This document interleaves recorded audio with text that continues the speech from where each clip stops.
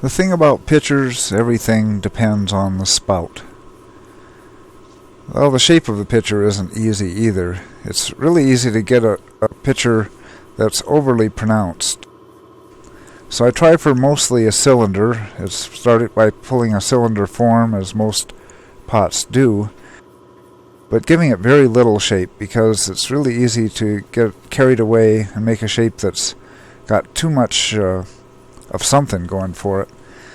This is about a 2-pound pitcher, my medium size, for this demonstration.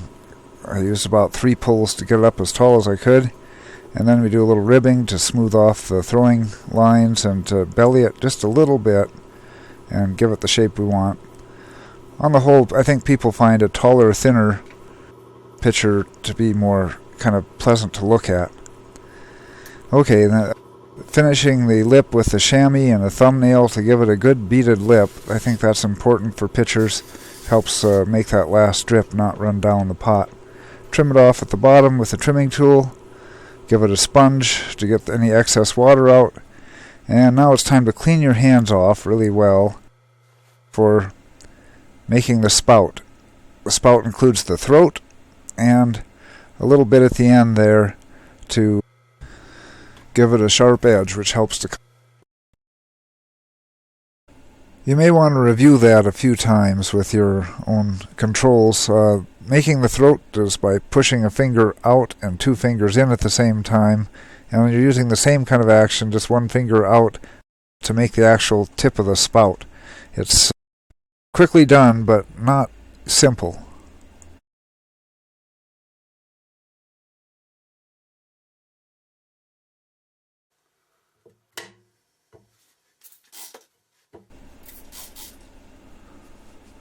Getting back to assembling it, this is the next day, and the pot got a little over dry, so I'm spraying it with a spray bottle. Sometimes I'll dip them at least partway upside down in the water to get them soft again. Whenever the clay's starting to turn white, you know that you're going to have trouble with the handles cracking off, and so you do all you can, but sometimes you're going to lose some anyway. Okay, I'm cleaning up the bottom and signing it, and I may do some more of that spraying even after the handle's on a little bit, to try to equalize the wetness of the 2 clays. Okay, for demonstration purposes, I'm rolling out a handle here. Usually I'll do it on the wedging table and make a whole stack of them, enough for all the pitchers all at once. I like to cut it off at the end to get a nice sharp line where it hooks on, and I always apply slip on the ends and where it's going to attach. I don't worry so much about the bottom. It's usually wetter clay down there, and it doesn't take quite as much force. Usually can get it to stick just with it being wet from the throwing. But the important thing is to attach the handle on. Now, this kind of handle where you stick the cigar, as they sometimes are called, onto the side of the pot and let it set up for a little bit before pulling it, makes a handle which is bound to flow out of the form pretty much, as opposed to pulling it separately and attaching it on, which you can also do.